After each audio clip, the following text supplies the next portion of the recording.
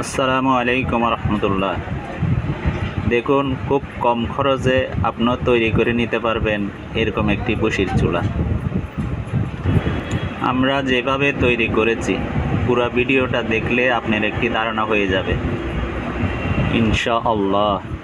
তাই আপনিও ব্যবহার করুন, অতিরিক্ত দাম দিয়ে গ্যাস কেনার থেকে বিরত থাকুন। আমরা প্রথমত একটি টেনের খালি কোটা নিয়েছি, টেনের ডিব্বা যাকে বলে। এরপর এটা নিচে একটা ছিদ্র করে নিয়েছি।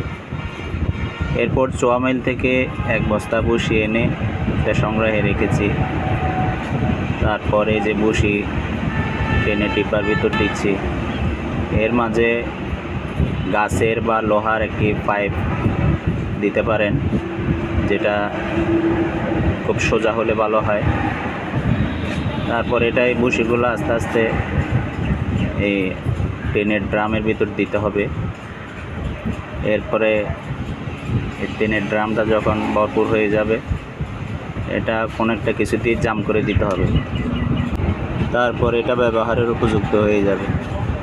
অল্প কেরোসিন তেলের সাহায্যে কিংবা পলিথিনের সাহায্যে এটা আগুন ধরিয়ে দিলে নিচে ছোট্ট একটি লাকড়ি ব্যবহার করলে আপনার পছন্দের মতো রান্না করে